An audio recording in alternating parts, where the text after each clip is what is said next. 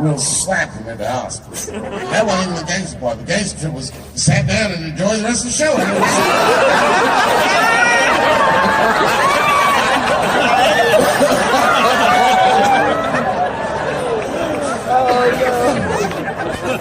Wow!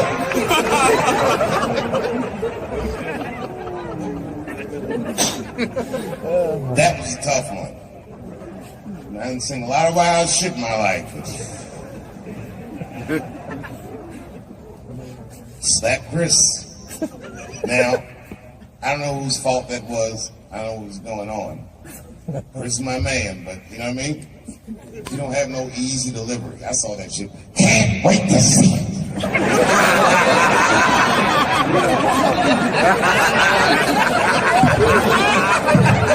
Can't wait to see it. I mean, he was laughing at first.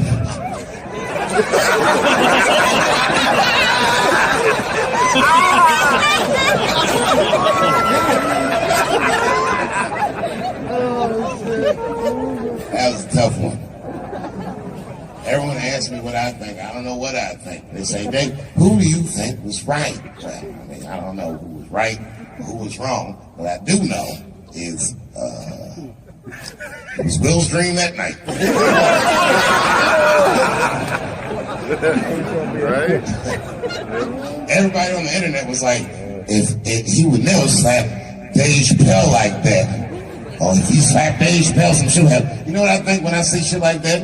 Shut the fuck up. You gonna get me slapped? Nigga look like he slapped anybody. The fuck was that? Movie star slapping. That slap was wild. The war in the Ukraine stopped for 3 minutes. Our ancestors were picking cotton in Georgia like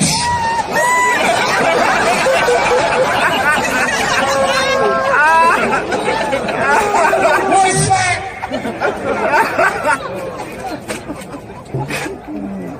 I don't think I've seen anything like it.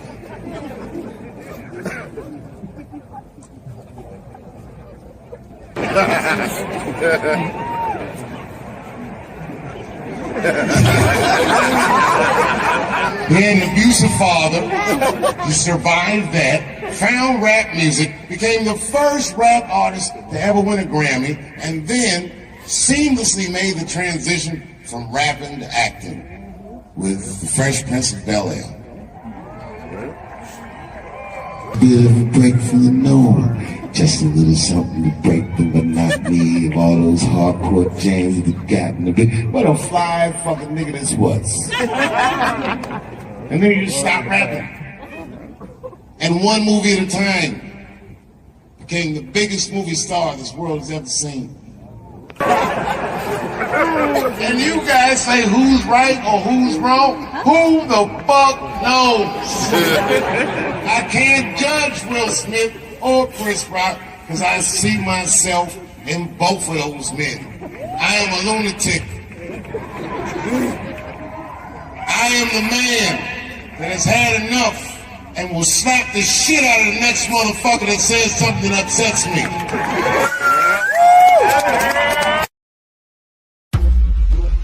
The crazy thing is I'm more nervous about doing stand-up than I am about bungee jumping out of a helicopter over the Grand Canyon. When you do music, you forget your lyrics, the audience knows them. And they catch up and they pick up, they go with it. With your stand-up, if you stutter, you stumble, if there's one moment where your heart jumps, they see it. To be able to stand on a stage with a microphone, no music, no backup dancers, no special effects, no second chances, just you, the microphone, and the crowd, to me is the hardest thing in entertainment. This guy is actually his first time doing stand-up. I feel like he might have a future in it. Make some noise for what's his face.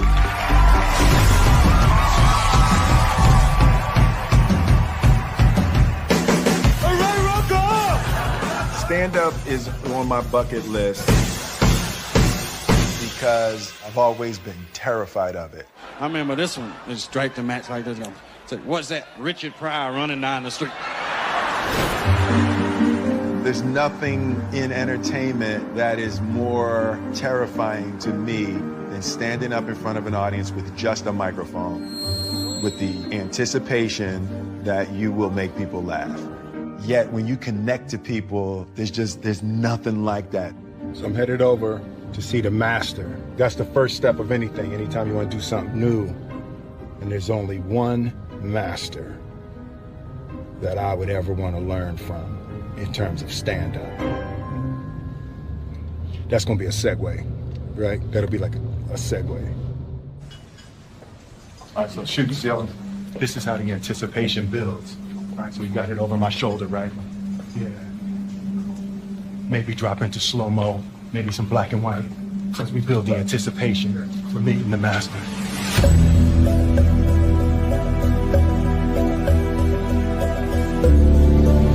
I'm like a young grasshopper, and I'm ready to meet the master. Yeah.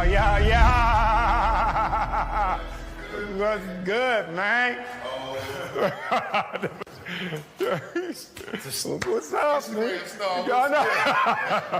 What's up, brother? You know. Hell no. 12 weeks from now, Dave was like, cool, next week. Yo, you call your brother, I come running, man. You know what it is, man. I appreciate the hell out of you, Love, man. Appreciate you, man. So I just wanted to sit with you and get some pointers and some ideas. I've never done stand-up. Like, I've never used my life to create material to try to make people laugh. Oh, okay, this is gonna be fun. Yeah. All right, so I'll run down a checklist. Yep. All right, and I don't know who's directing it, but you might want to put these things on the lower third. Ooh, on the lower third? Yeah. Put it somewhere right around here. on. Should be some, Oh, man. somewhere, okay. See, that's why you come to a master right there. Yeah, you know, I know the lingo. The first thing I'll tell you is confidence is key. The reason you should be confident is primarily because you're Will Smith. Like it's not gonna go bad. No. Because I've been watching you for years. You're actually a funny dude. I've spoken to you before. You're a great conversationalist. Because what else do you really need? All you need to do is pick the right to talk about. Yeah. So then number 2, pick the right to talk about. And the best advice I got ever doing comedy was from a comedian that was not particularly good, but the advice was very important to me.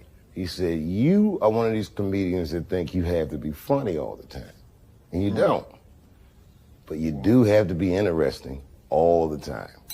That's deep. It works, I like man. that. Yeah, it is. You have to be interesting all the time. So you just gotta look at it like you're conducting a conversation with no rebuttal. Got it. They're talking back with their laughter, or in many cases, in my case, their disapproval. It's definite.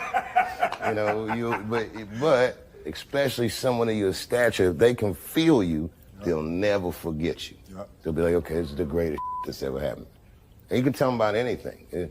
The more embarrassing it is, the more relatable you are, because because everyone thinks you're perfect. This is part of my bucket list. Yeah. Things I've always wanted to do, things I've been afraid of. So I'm jumping out of a helicopter. I'm doing stand-up. And I'm Kathy Griffin.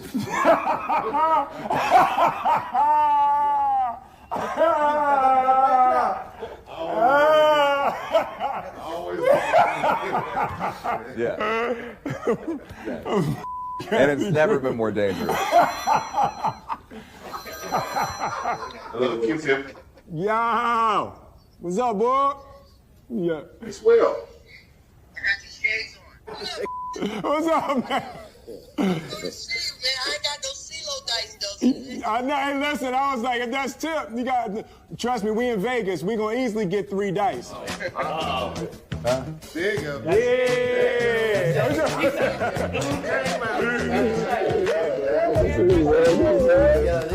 It's CeeLo King. Yo, them dice. Don't let the smoke Dice. taste fool you. Listen, they just They'll do. take all your money. They just, the dice do, they do what I want them to do. They do what I want them to do. 1, 2.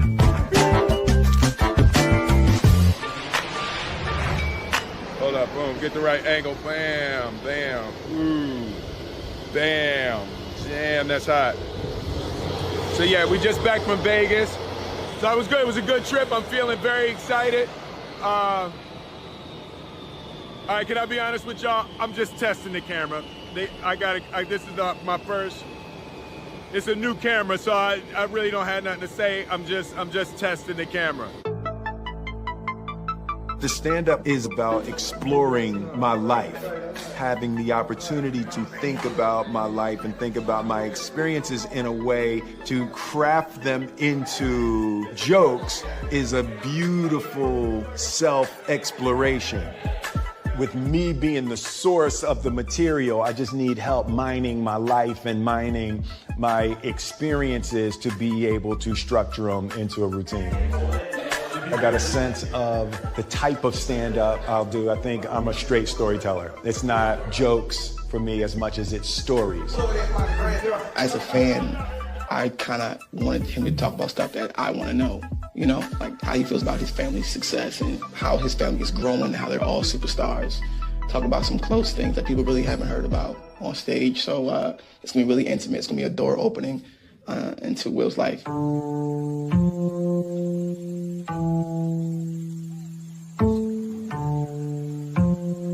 It's my morning walk. I usually take a morning walk out at the house. Jada turned the whole damn house into a set. See that? Look at all that. What the f is that doing? What is she shooting on the roof? Y'all see that? That's my house. I have lost control of my house. Tell us the real reason, the deeper reason for you as to why you are doing this. You've known me for a really long time. You've known me for more than half of my life. Absolutely. You know how much fear I function under. Absolutely. The construction of the character of Will Smith was in order to not be scared. On the show, the way that I talked to women, the fun that I would have as a character talking to women was because of how freaking terrified I was my whole life to talk to women. What I've discovered is as I confront every little fear, it's how I build freedom. Every time I confront a fear, I feel more free. What's up? In my mind, there's a huge potential emotional tragedy in people going,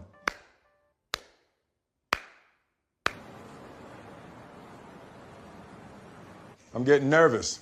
Are you? We're getting close. Yeah, I'm actually getting nervous. I'm gonna learn something about myself. One of the things I'm already clear about is I care too much what people think about me. Like there's something I have to earn from people, like addicted to adoration. Right? I thought I had broken that. But as I can see, I still struggle with a little bit of a need for approval. The nerves around being judged are huge for me. It's been a big part of the difficulty in experiencing the joy that I want to experience in this life. And even doing the stand-up, if it sucks, it sucks, but I'm not going to allow the fear of the disapproval of others to keep me from living the way I want. The good news is, fear is good for comedy. Really? Okay. Yeah, it's the best. I need that. One of the best shows I ever seen, a guy that went on was terrified.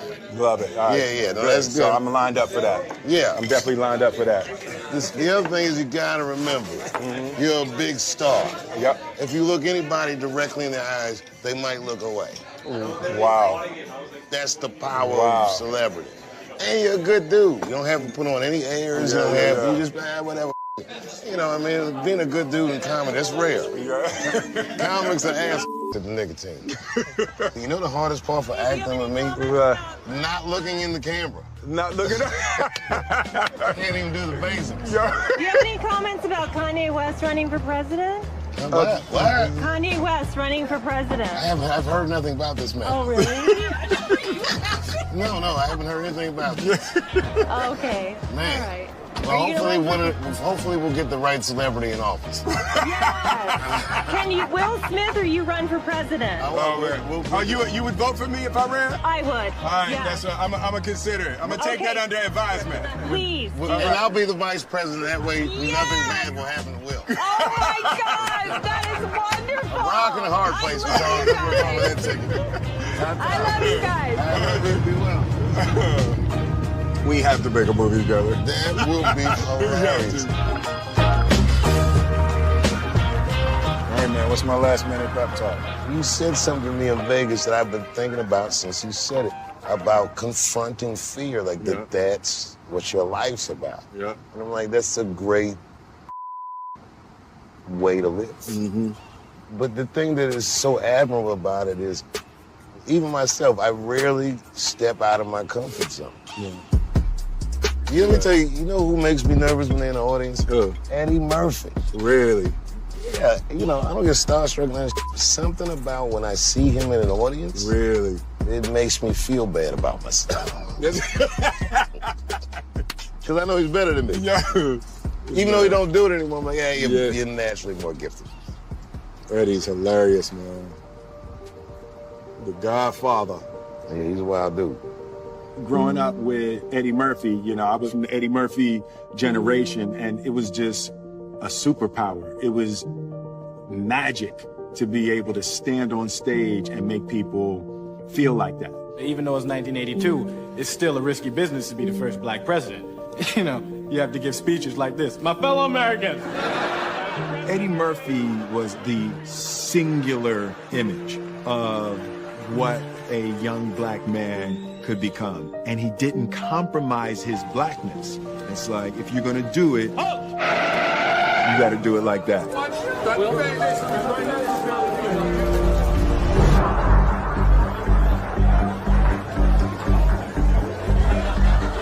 Feel that energy? Feels good in here, doesn't it? Well, don't forget, herpes is in the room. I've definitely used fear to overcome my internal and personal weaknesses. How can I use the negative emotion that I'm experiencing and direct it toward positive outcomes? I want to bring another guy up to the stage. This guy is actually his first time doing stand-up, but I don't know, something about this guy. I feel like he might have a future in it. And every once in a while, as the host, you got to go with your gut. So please give this next gentleman a warm round of applause. Make some noise for What's His Face.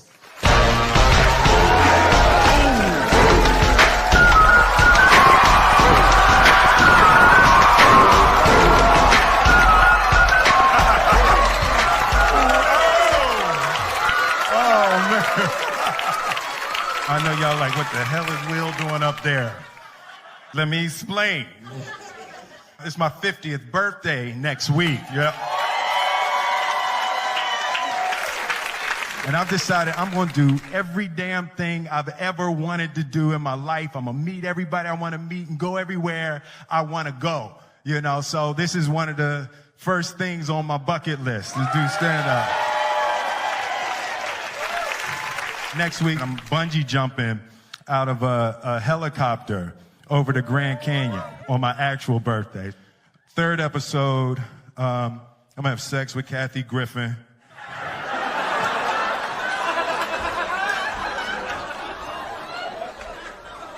Dave made me say that.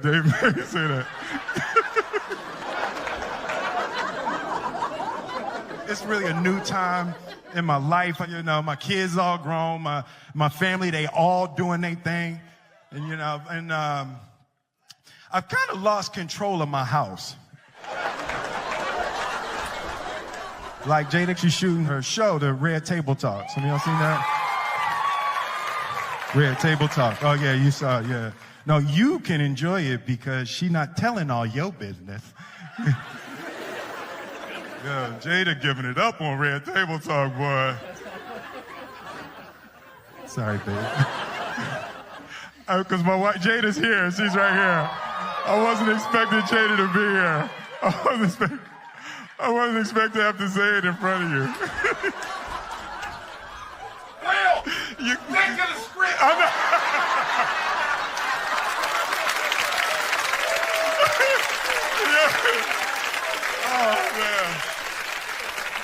Oh man.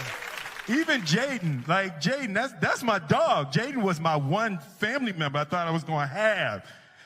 He got this new joint, Icon. I don't know if y'all heard what you call an Icon living. Start a record label, Misfits. Yo, that joint is crazy. He recorded it in my house, put it out, and never said to me. I found out on Spotify.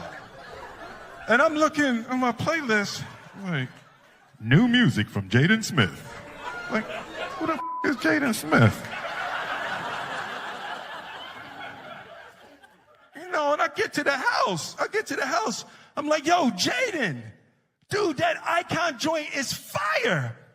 He's talking about, shh, mommy's shooting in the other room.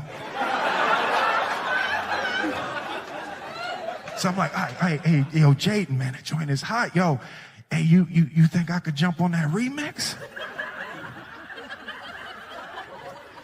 He talking about, I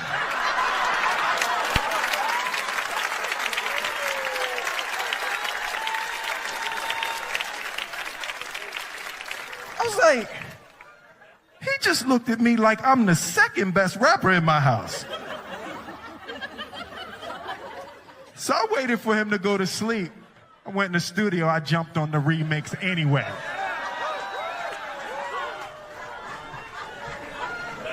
Boy, you know why you was an icon living?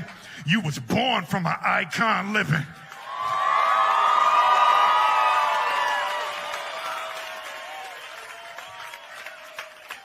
While he was still asleep, I just got all my Grammys and put them all over the house.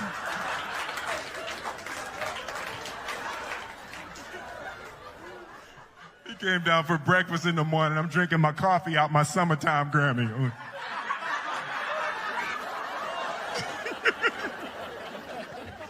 I'm petty. Like, I'm not even going to front. I'm petty. I come from a long line of petty Smiths. My father was petty. I remember when Independence Day came out, and it was like, it broke all the records and all of that, and global, biggest movie, everything. And my phone rings at 3 o'clock in the morning. He like, hey. I'm like, yo, Dad, what's up? Hey, man, you see these numbers?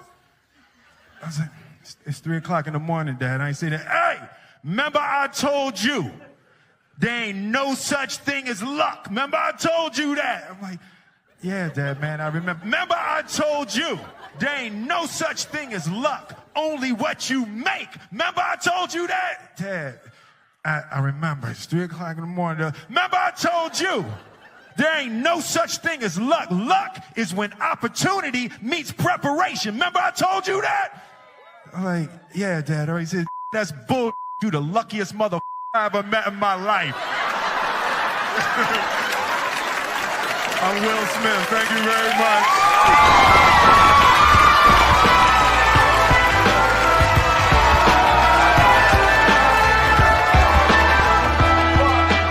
What I've discovered is if you are comfortable, you're not growing, and that's real. As I confront every little fear, it's how I build freedom. Every time I confront a fear, I feel more free. It's what Buddha called sublime detachment. Life is so much fun when you don't give a Performance so fun, top of my game, Balan Shaman, the sound of my name rings like the cock of a clock. Explain my fame, easy, I just shock them a lot. I first fake left, move right, all it takes is you to underestimate me, then my ego ignite. When I walk to the stage, it's like a big fight, it's all. You know, this might come as a surprise to many of you. I didn't prepare a speech. But that's not because I didn't care. In fact, it's because I cared so much. If you could imagine sitting down and trying to write something about someone that you feel so much about, the way I feel about John, it's very difficult. I won this prize 2 years ago, and I'm imagining, John, that this is a surreal experience. I imagine you probably didn't even give a till last night. And then last night, you saw all your friends gathering, you saw everyone dressed nice, and you realized you were still alive to see this. It's like getting a preview to your funeral. In our line of work, context is everything. And me and John have a very unlikely friendship. The context of that friendship happened in a comedy club in New York City. John being 10 years my senior, I was 17. The first time I saw Jon Stewart, right before he walked in the door, I heard two waitresses at the club talking about how handsome he was. And then they go, oh my God, there he goes. And I looked over and I said, hey, he's all right. So what happened was at night, I would go to the Comedy Cellar and they'd put me on as the last guy every night. There's 6 billion people in the world. You can't make 6 billion anything without some of them being very up. Open up a bag of potato chips. What are there, 40 in there? At least 5 of them are burnt and bent over. And it's the slot that they give someone that for some reason they think, let's just see what happens to this guy. The thing I remember being 17 in an adult world trying to make something of myself is how kind he was. People like John made me feel safer. He's a friendly guy. Now, the early part of any comedian's career is embarrassing in hindsight because so many of us imitate our influences or try on different personalities to see what works. But John he's been the same since the very first time I met him. Nice and present. In 1999, he got The Daily Show. That show languished for 3 years before he got it. No disrespect to Craig Kilburn, but you know what I mean? Yuck.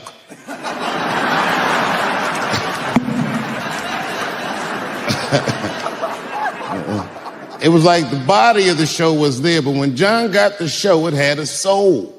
It made people take notice. And in 2002, suddenly, somehow, he became the most popular news show on television. Actually, I know how. He had a good lead-in, Chappelle Show.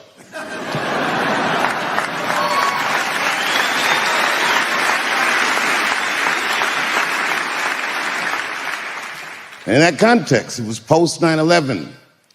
My career was the first time that I can really remember that there was a stove too hot to touch. No comedian was allowed to talk about the war or Janet Jackson's titty coming out of the Super Bowl. You remember that? You remember that memo that went around?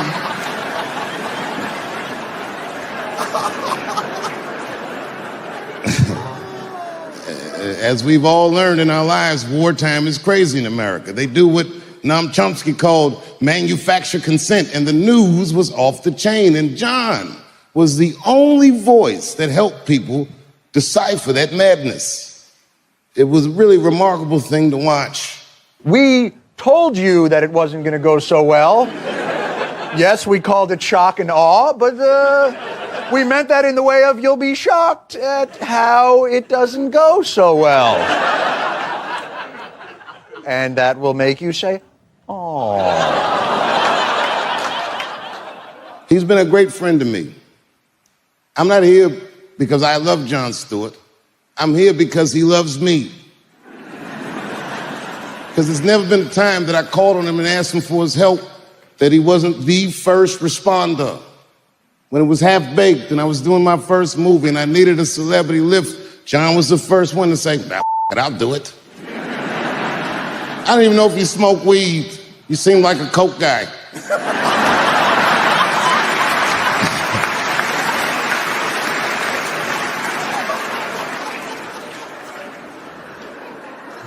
The city close to where I live, Dayton, Ohio, had a terrible mass shooting. 9 people were killed, and I called my friends, and they all pulled up. But John, you were the first one that said, oh, I'll be there.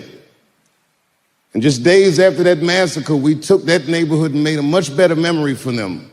They saw love and support from voices that they trust. When we were on Comedy Central, I picked the brand of irreverence. I said, I'll touch everything they say I can't touch. But John's voice became one that was synonymous with trust. And he left right before the Trump administration, the most cynical time in American politics.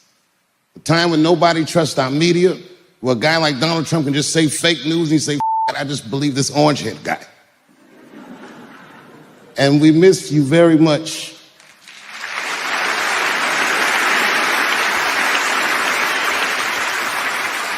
During the pandemic, when my town was dying and I needed to help raise money to get the economy of the town straight, John was the first responder.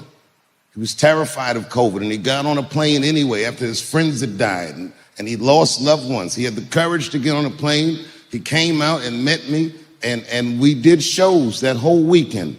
And every comic who came out there had been off for at least 100 nights. They were all nervous, and they were all scared, except for John.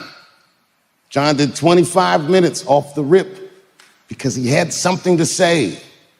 Because he actually means what he says, because he actually thinks about what he says. A lot of comics will take this genre for granted. The younger comics, they do what I call wokes. They're not jokes. They don't know the difference between a good point and a good joke.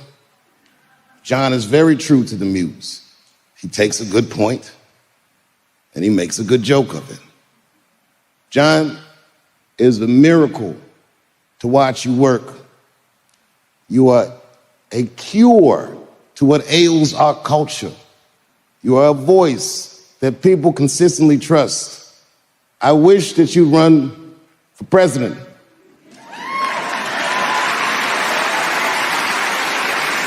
But I imagine that would be hard for a Coke guy to do.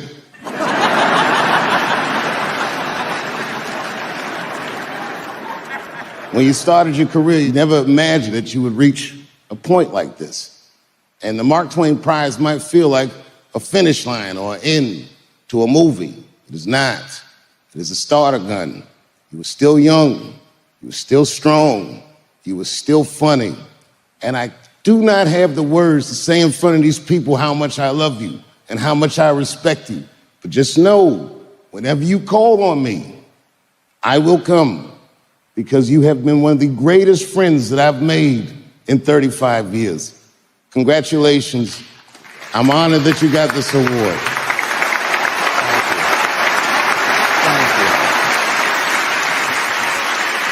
I'm sorry I got it before you,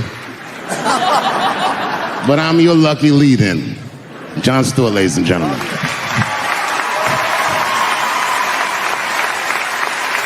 you, baby.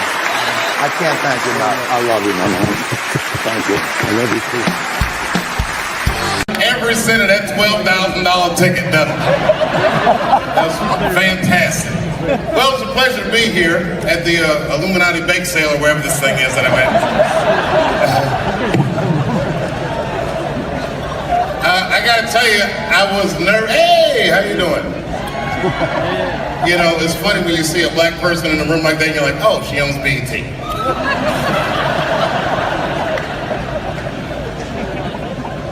I normally don't do benefits. Not because I don't care, but because the crowds are historically stuffy. I don't like being judged. I love you, bro. In a very impersonal way, I should add. I can't even see who said that. I haven't been back in New York in a while, especially for something like this. I was here years ago. And it was one of those times my wife was mad at me because I had said something terrible. These things happen in a marriage. We always say the meanest things to the people we love the most. And it's not that we mean them, it's just that we know that these people love us and they'll let us say these things. And it makes us feel better. So this particular time I was in town for a protest. It was during Occupy Wall Street. I wasn't here for Occupy Wall Street, I was here for a lesser known protest called Occupy Luxury Suite. It was day 6. I was bored, it was late in the afternoon, so I figured maybe I'd call some of my friends in New York and tell them I was in town, have a nice lunch. And I did. I called them up, we had made plans, and then I went outside to catch a cab. And that's when reality set in. I'm still black in America. It was 4 o'clock, it was hot. You know, New York gets in the summer when it's hot, it was that sweltering, do the right thing heat. And I'm standing out there trying to catch a cab, and I can't catch a cab to save my life. But then I remembered I was staying in a luxury suite, and there's a guy there that's supposed to help me out. So I go to him, and I say, sir, I'm having a very difficult time catching a cab, and I'm against the hotel. And he said, Mr. Chappelle, absolutely. Why don't you wait in the bushes, and we'll get a cab for you. And I said, that's a great idea. So I hide in the bushes, and I'm waiting for this guy to catch a cab, and it's taking him a long time too. And while I'm waiting, I see a homeless guy. I'm assuming he's homeless. He looked disheveled, and he was digging in the trash, but very deliberately, not an idle sifting. This guy was on a mission. He was digging in the trash real hard, and I was staring at him. Not in a judgmental way. I was just looking at him like, damn, this guy's really digging in the trash. And as I said it, it was as if he heard me. And he looked directly at me while I was hiding in the bushes. And then he started walking directly towards me. And as he got closer, I could see that he recognized me. I could see him put my name together. Oh, not Chris. And as he got closer, on his face I saw hope and desperation. When he got real close, I couldn't take it anymore. It was too intimate. I screamed at him. I jumped out of the bushes. I said, don't come any closer. And he said, I just need some. I said, don't even finish that sentence. Get away from me. You stink. You stink, I said. And he looked at me, and I saw fury in his eyes. And then I saw hurt. And then I saw resignation, like he remembered something. And then his eyes just drifted slowly down to his own tattered shoes. And instantly, when I saw that, I felt so much better. Just then my cab came, and I jumped in my cab. I went uptown to a restaurant called Italy. It was fantastic. I highly recommend it. They serve huge portions. I couldn't even finish my lunch, and they comped my lunch. And then I was uptown, so I figured I'd do some shopping. And I did some shopping uptown. And then there I was at Columbus Circle, trying to catch a cab downtown. And again, racism reared its ugly head.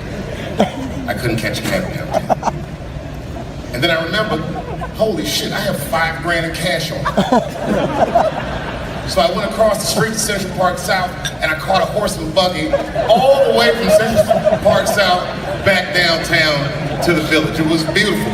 By this time, the sun was setting, and there was that orangish, purplish glow in the sky, and I had a blanket over my lap, concealing an erection that I had for absolutely no reason. It turned out to be a wonderful day. Then I got back to the hotel, and I guess who was across the street? The same homeless guy that I had seen earlier. And to be honest with you, the sight of him disgusted me. I ran to the hotel door, and the only thing that stopped me was I saw my own reflection in the glass. There I was, spaghetti sauce on my face from my expensive lunch, arms filled with shopping bags, and I must have Medusa'd myself because I stood there for a very long time. And then, the story's going nowhere, but the guy that helped me earlier saw me and he said, Mr. Chappelle, are you okay? Do you need some help with your bags? And I said, no, I don't. I need you to just keep an eye on me because I have to go across the street and take care of something. And I ran across the street to that homeless guy that I'd seen earlier.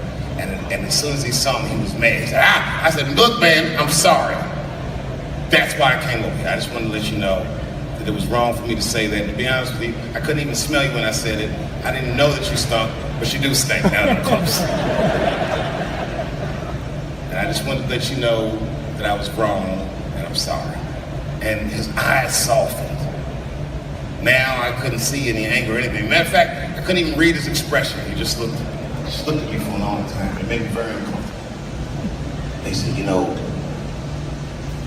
deep down I think I'm around this area because I was hoping that I would run into you. I was going to punch you in the stomach. It takes a real man to know when he's wrong.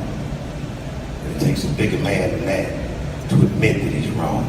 And you coming over here and apologizing to me. He said, that's no little thing, young man. And I accept the apology. And I said, well, thank you very much, sir.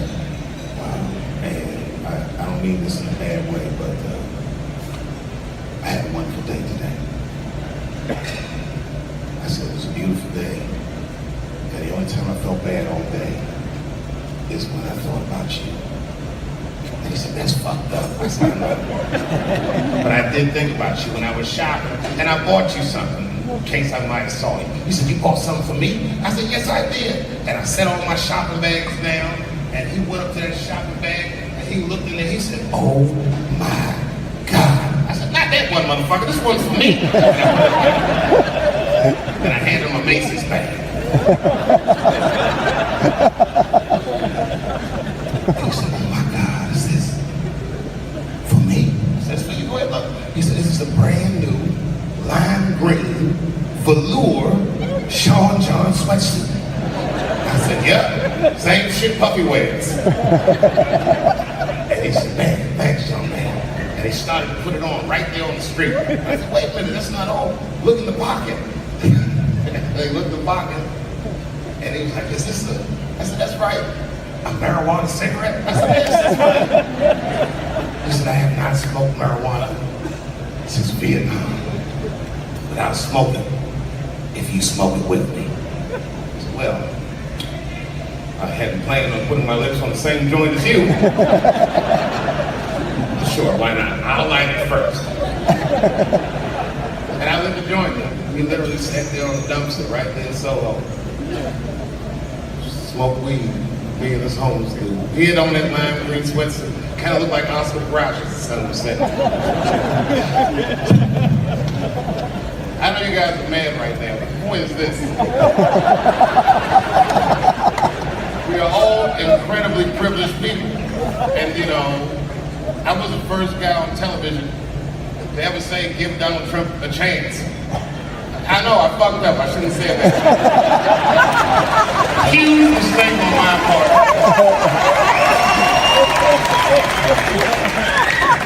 It's going worse than I ever dreamed it would go.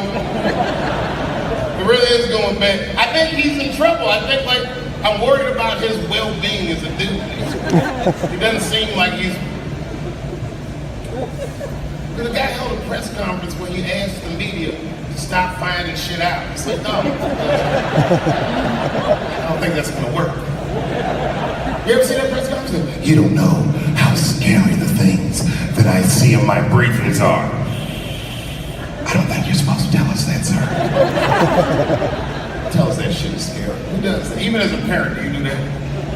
So the kid's saying, hey, little man, look, I'm 3 months behind on the rent, and I'm worrying this month. I don't know if it's gonna work out. Go to school and have a productive day.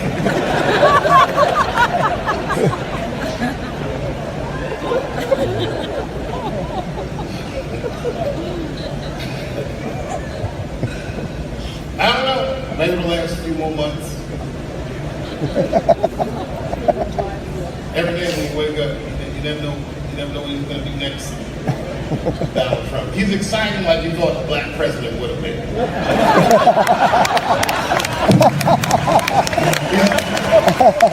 action-packed in a way we never dreamed the president would be action-packed. That's great. He's a crazy shit.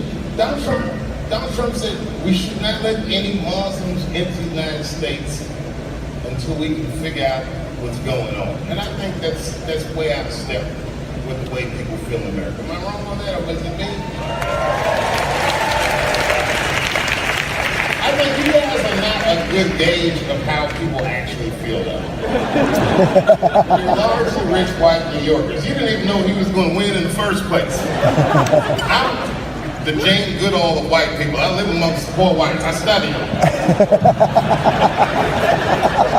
And I have no problem with any white person, but the poor whites are my least favorite. A lot of trouble from them. But I knew he was going to win.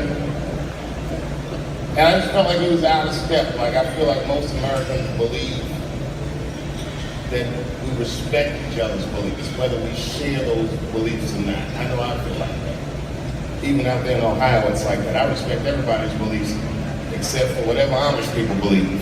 I can't stand seeing them.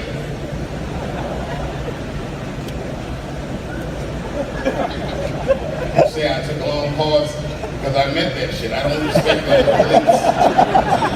I was driving down the street and I stopped my Porsche whenever I see them horse and buggies. All the Amish people know me, not from television, just because I stop every time I sing.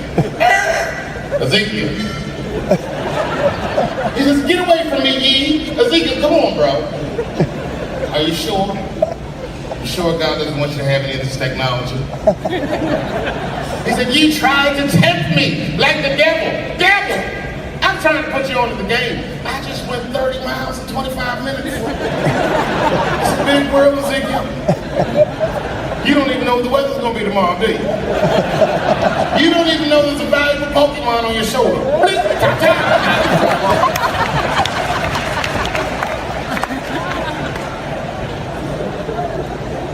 Please don't let any more Muslims in the country till we figure out what's going on. I already know what's going on. It's like 17 mass shootings in the United States. 4 of them were done from Muslims. 7 countries that are banned have none of those 4 people from them. The other 13 shootings was done by crazy white people. And you don't see us banning white people from benefits to keep the rest of the audience safe. Not only is it wrong, it would be catastrophic to the Robin Hood Foundation's bottom line. There were no white people here, we'd only raise $300, maybe $400 tonight. That's not we all need each other. Is he gonna get impeached? Trump? No, I don't want that enthusiastic hooray. I want somebody, I know there's a guy in this room somewhere that's like, yes, he is fake. And I'm like, yes, he is. His wife still lives in New York, doesn't she? Nobody wants to, you guys probably know him personally. I forgot where I was. Sorry about that. I'll just Google the shit when I get off stage. Hey, how are you, man? You look great, by the way. They asked me to come here for 15 minutes. Sure, they regret it. I am the other Westmore.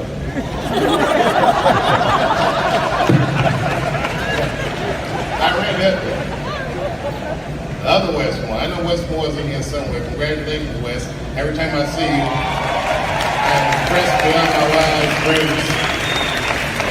Never met Wes personally, but I'm definitely impressed. You know, because I know Wes. Is that you? Hey, man, it's very good to meet you. Okay. Before I did Killing Them Softly, when I was 22, HBO gave me the biggest opportunity of my life at that time. They gave me a half-hour special, but this shit was not like a special, you know what I mean? It was like, it was generic. It didn't even have a title. It was just Dave Chappelle. And I shot it in San Francisco at a place called Broadway Studios, which is on the 2nd floor of a building. And beneath Broadway Studios is a nightclub. And the special was only supposed to be 30 minutes. And I got ready, I practiced, I did all the shit I was supposed to do. And the night that I taped, 20 minutes into my 30-minute set, I'll never forget this, music started blasting from the nightclub underneath. You could hear it real loud, and it fucked my whole show up, and I was devastated. I was a young man. I really believed in what I was doing, and I thought that my dream had been killed. So when I got off stage, I ran down the steps to the alley behind Broadway Studios and where the control trucks are parked, and I kicked that motherfucking door open, and I started yelling at all the producers. I was nobody in show business, just a guy that believed in us. I said, man, you fucked everything up. That fucking music, what the fuck were you thinking? And there was a guy who was a big-time producer, I ain't saying no names, and he stood up, and he said, hey, kid, sit the fuck down. He said, we didn't ruin anything. He said, we made a deal with that nightclub to not play music, and they didn't honor the deal. And I said, who didn't honor the deal? And he pointed to a guy. I'll never forget it. It was an old white man sitting in the Ford Taurus by himself. And he said, that guy right there. And I didn't waste no time or ask no questions. I went to that Ford Taurus and I beat on that window and I said, open the door, motherfucker, I want to talk to you. And that old man looked at me for 1 second and wisely drove the fuck off. And left me in the alley cussing at anybody who would listen. And 2 minutes later, literally 120 seconds later, couldn't have been any more than that, the doors of the kitchen in the alley of that nightclub underneath Broadway Studios flung open. And that old man was standing there, that same old man with reinforcements. He had 2 big goons with him, and he looked at me, he was calm as a cucumber. He said, you, come here. I want to talk to you. I didn't know anything about the streets at this age. But I found out later in my life that these men were Russian mobsters. And I don't know what you guys know about the Russian mob, but these are the niggas that killed Denzel in Training Day.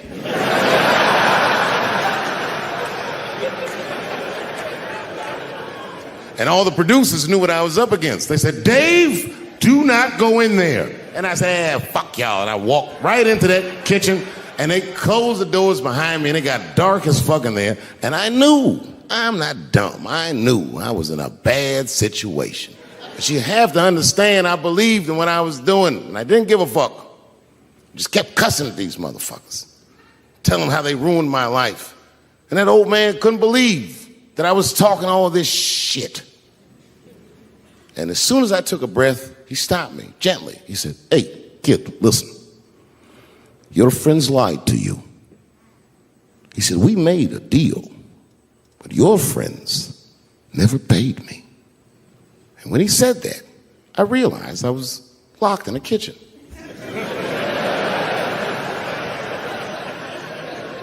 I realized he was telling the truth, which would make me wrong.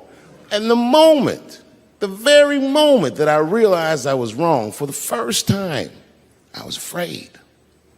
You see, it's a funny thing if you believe you're absolutely right. You can get drunk off the feeling of how right you are.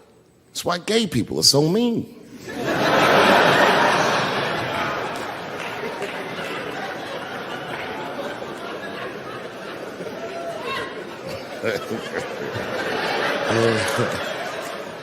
But I didn't buckle. You guys would have been very proud of me. I was scared, but I didn't buckle. I said, well then, sir, I owe you an apology. But I believe that no matter what reason that music was playing, it ruined my life. And that old man looked at me with sympathy in his eyes.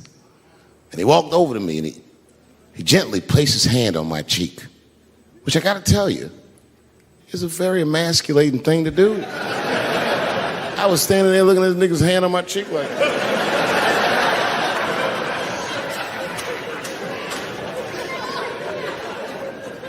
and he said, you are a real man. And he tapped me on my cheek. Real soft. Just like that. The doors opened back up. The light from the alley flooded into the kitchen.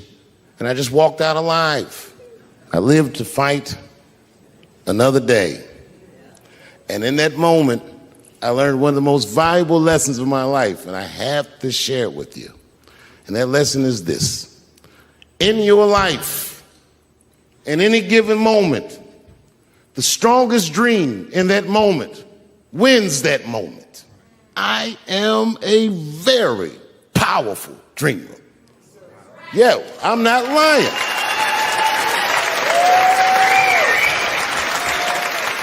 I dreamed tonight, this very night, as a 14-year-old boy, and I am living it as a 50-year-old man. My dreams are very strong. Today, I walked all around Washington. I used to be poor in this city, and all day people just said, hey, Dave, like they knew me personally, and I felt like I knew them. And I say to myself, my God, Dave, what a powerful dream. But then sometimes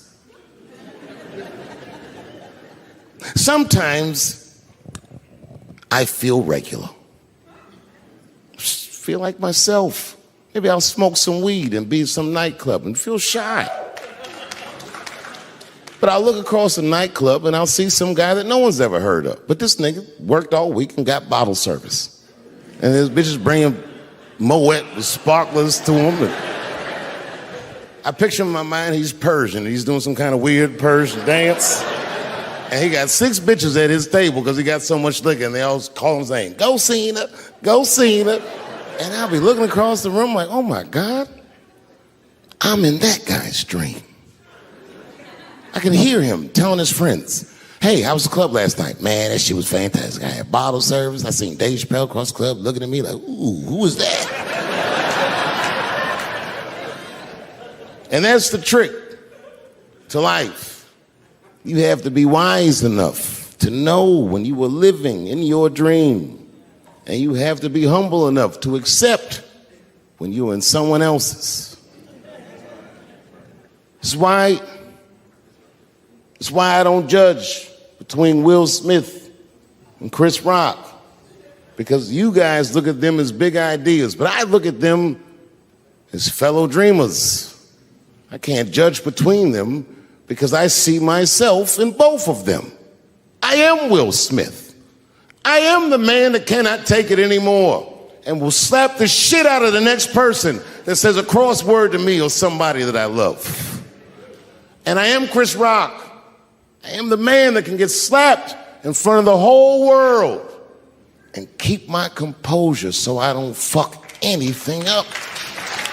That is what men do. Men make boundaries.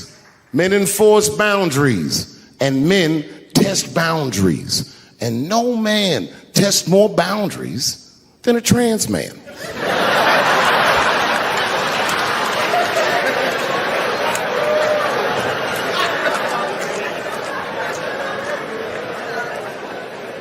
When I see a fellow dreamer, I give them my utmost respect. Even if I don't understand what their dream is. I know a dreamer when I see one. And I've met many powerful dreamers in my life. None more powerful than a man who calls himself Little Nas X. I met this nigga at a party. I had no idea who he was. But the minute he walked in that party, I knew I was in his dream. Everybody in the party was another dreamer. Everyone was famous, but when that nigga walked in, he was dressed like C-3PO. He was shining.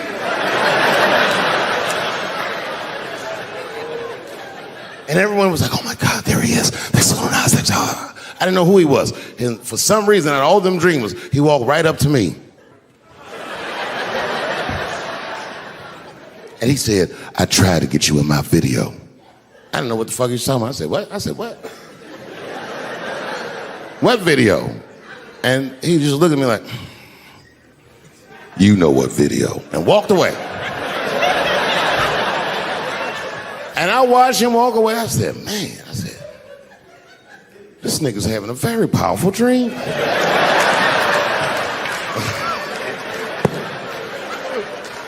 You know what it reminded me of? It reminded me of when we was in grade school. Remember in grade school, the teacher would ask everybody what they want to be? Timmy, what do you want to be when you grow up? And Timmy acted like he had an idea. He'd stand up, he'd say, I want to be a fireman. And the teacher would say, Timmy, that is a beautiful dream. But Timmy didn't mean it. Timmy said he wanted to be a fireman because deep down, Timmy's attracted to fire. And by the time he's 14 years old, this nigga's a full-blown pyromaniac, playing with kerosene and matches like a goddamn expert. And then one night he goes downtown with his buddies, fucking around with fire, and burns a warehouse down. And he doesn't know it, but there's 13 migrant workers from El Salvador, and they're in that motherfucker. They get trapped, and then they die in the fire. Isn't that a tragedy? It was an accident. He's only 14 years old, but he's black. So they try him as an adult. And Timmy ends up spending the rest of his life in jail. Dream deferred. Burp, burp.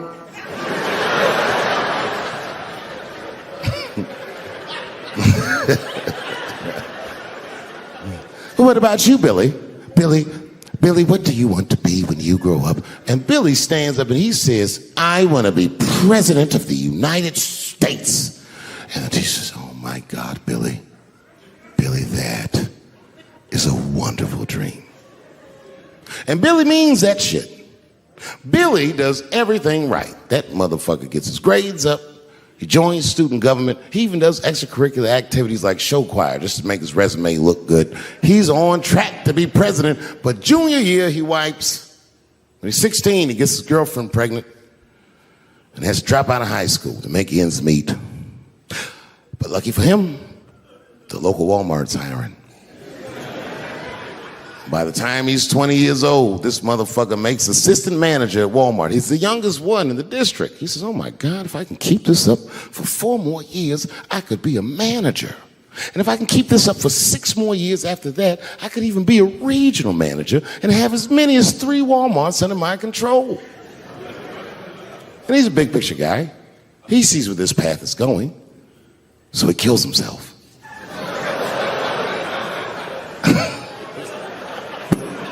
Well,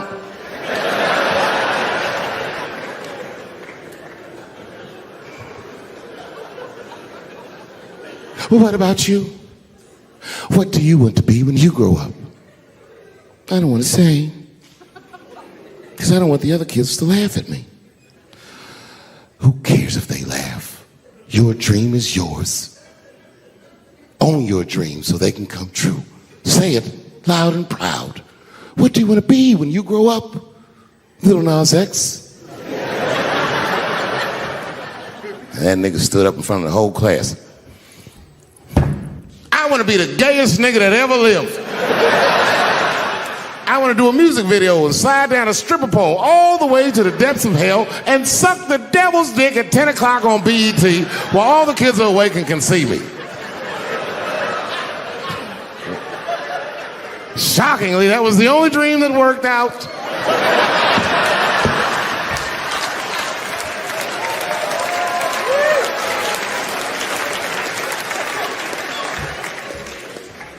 That's why I'm here tonight in the city where I built the dreams that I live. Because I wanted to tell you all that they came true. And I wanted to thank you all for making the man that I am today.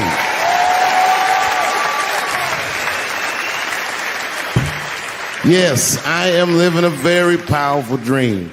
Every time I come to this city and I stand in front of you, I realize that, my God, man, this is not my dream at all. It's yours. And I am honored to be in it. Thank you very much, Washington, D.C. I'll see you next time. Hello, xin chào tất cả mọi người. Chào mọi người đã quay trở lại với video của em Nan ngày hôm nay nhé. Chào mọi người nhé. Đây là hôm nay em Nan sẽ giới thiệu cho mọi người. Đó là một cái em ví đựng tiền. Một ví cầm tay, ví đựng tiền, một cái gọi là trang sức, gọi là cái đồ trang sức của chúng ta, thời trang, một cái đồ làm thời trang hoặc là một cái ví để chúng ta đựng tiền. Thì cái ví này của em Nam là sử dụng đựng giấy tờ và đựng tiền nhé. Đây ạ. Thì bên trong của em nó thì hiện tại em đang sử dụng đựng tiền để trả lại cho khách hàng ngày của em. Đây, mọi người thấy là đây là ví đựng tiền nhé. Đấy, tuy rằng không có nhiều nhưng mà cái em ví này đã theo em được 3 năm rồi đấy. Nó cũng hỏng hết rồi mọi người ạ. Đấy, như hôm nay chúng em sẽ review cái này nhé. Cái này thì là nếu mà nói mà em nói theo em được bao nhiêu lâu thì đó là em nói đã theo em được khoảng 10 năm nay rồi, nhưng mà chính thức vào sử dụng thì chỉ được 3 năm nay thôi. Còn trước đó thì em toàn cất một chỗ thôi, em chả dùng gì đến em ví này cả. Đấy, thế nên là ít khi sử dụng thì cái khóa bên trong mà nó cũng đang có hiện tượng hỏng rồi đấy mọi người ạ. Đấy, thì cái em ví này là được chồng em tặng. Cái sản phẩm này là được chồng em tặng ở lúc mới quen nhau sinh nhật từ năm 2014. Và sau lần sinh nhật đó tặng quà thì em không còn được món quà nào nữa. Đấy, mọi người, sau cái buổi nhận quà hôm đấy thì em không được quà nào nữa, nhưng mà em vẫn rất trân trọng em ví này. Vì là món quà của chồng em. Mặc dù 10 năm nay rồi mọi người cũng không sử dụng cái em ví này nữa, nhưng mà đối với em thì nó là một món quà, nên là em vẫn giữ gìn, em vẫn giữ lại. Chất da của nó thì rất là đẹp. 10 năm rồi nhưng chưa hề bị lỗ, bị vỡ này, xịn đét luôn này. Đấy. Một em ý nó bị bung hết rồi mọi người ạ. Đây, mọi người có thể thấy là em này nó bị bung hết rồi. Em bảo là dán keo vào nhưng mà thôi em chả dán nữa, kệ nó, mình vẫn sử dụng được nên là thôi, sợ dán vào nó lại hỏng hỏng nên là em vẫn dùng. Thì hôm nay thì em sẽ review cái em ví đựng tiền này nhá mọi người nhé. Yếu tố phong thủy, vì mình sẽ nói đến những cái yếu tố phong thủy của ví đựng tiền này nhé mọi người nhá. Yếu tố phong thủy của ví đựng tiền là điều vô cùng quan trọng, ảnh hưởng trực tiếp đến tài vận của chủ nhân. Nếu bạn đang sử dụng ví một cách tự do, chỉ coi chúng như một phụ kiện thời trang hoặc một công cụ bảo quản tiền thì hãy dừng lại ngay nhé. Hãy chú ý tới yếu tố phong thủy để thu hút tài lộc, đón chào những điều may mắn ở những cái buổi review của em ngày hôm nay. Để chúng ta hiểu rõ hơn thì ví đựng tiền sẽ có những cái phong thủy như thế nào để tạo nên cho chúng ta hút thật nhiều tài lộc nha. Chọn ví phong thủy hợp tài lộc.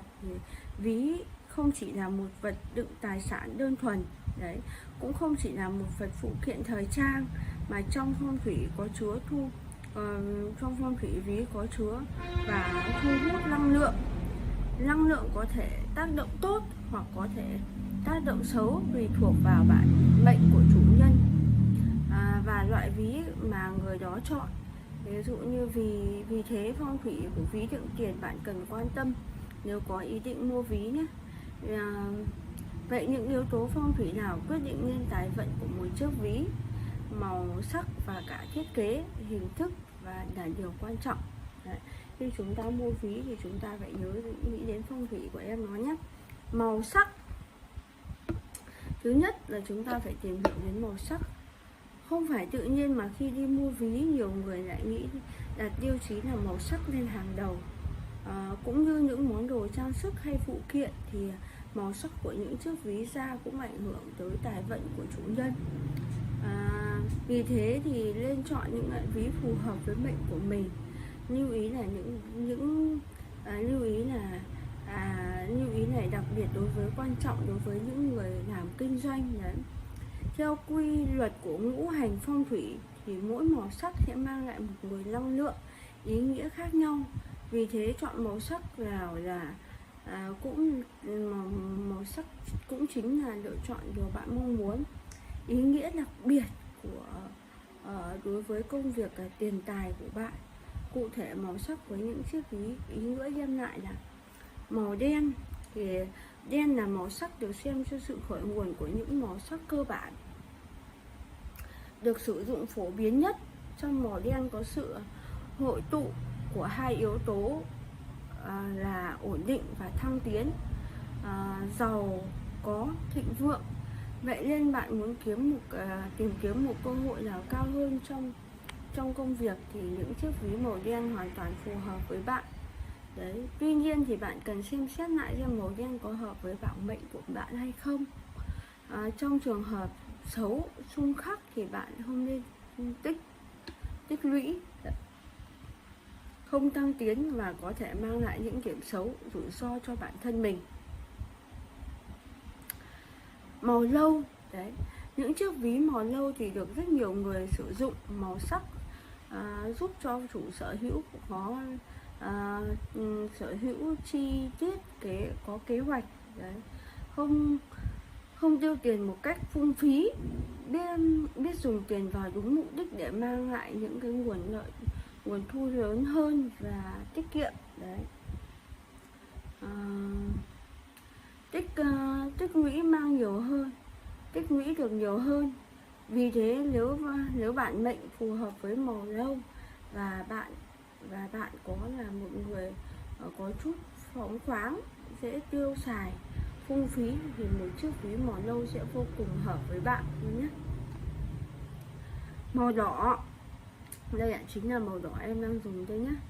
Nếu bạn đang tìm kiếm một sự may mắn, lựa chọn nửa kia của cuộc đời mình thì hoặc là muốn có một mối quan hệ tốt hơn trong công việc thì chiếc ví màu đỏ có thể giúp bạn thực hiện điều đó. Màu đỏ mang lại may mắn, tình yêu trong các mối quan hệ. Màu đỏ giúp chúng ta trở nên tốt đẹp hơn. Đấy. Màu xanh này, màu xanh là một màu tượng trưng cho sự phát triển và thăng tiến, đi lên. Thì do đó thì màu sắc còn đặc biệt thích hợp với doanh nhân, những người muốn tìm cho mình một cơ hội mới thì chúng ta có thể lựa chọn màu xanh. Màu vàng, màu này thì mang ý nghĩa to lớn, giúp cầu tài, mang đến sự giàu có và tiền tài. Theo phong thủy thì màu vàng có thể giúp kiểm soát dòng chảy của tiền tài. Vì thế nếu bạn đang tìm kiếm một sự thịnh vượng thì đây chính là màu sắc của chiếc ví dành cho bạn. Mỗi màu sắc sẽ luôn đem lại cho mình một ý nghĩa khác nhau. Vì để có những chiếc ví đặc biệt và phù hợp với bạn thì cần lại xem lại mệnh của mình, xem đâu là màu sắc tương sinh và đâu là màu mang lại những cái nguồn năng lượng tốt cho mệnh của mình nhé. Chọn vị trí, chọn ví theo các kiểu dáng đơn giản. Ngoài việc lựa chọn những chiếc ví theo màu sắc để giúp đem lại tài lộc thì chọn ví theo những cái kiểu dáng là một cách mà bạn xua đi những cái đen đủi, mang đến sự thuận lợi cho con đường tiền tài của mình. Mỗi dáng ví luôn có những ưu điểm riêng. Mỗi mẫu thuận tiện để lưu trữ tiền mặt, có thể thiết kế đơn giản và tiện cho việc sử dụng thẻ ATM. Của mỗi chiếc ví đựng thẻ đều có thể thể hiện được phong cách và thu hút may mắn một cách khác nhau. Đấy. Khi chúng ta lựa chọn ví thì bạn nên ưu tiên những mẫu ví dáng dài. Điều này đồng nghĩa với việc những tờ tiền luôn được xếp ngay ngắn, phẳng phiu, không nhăn nheo, gãy rách. Nhờ đó mà tài lộc được thu hút nhanh gia tăng và ngầm khẳng định rằng bạn may mắn không thể nào bạn may mắn không hề bị hao hụt trong quá trình lưu trữ và sử dụng. Đấy.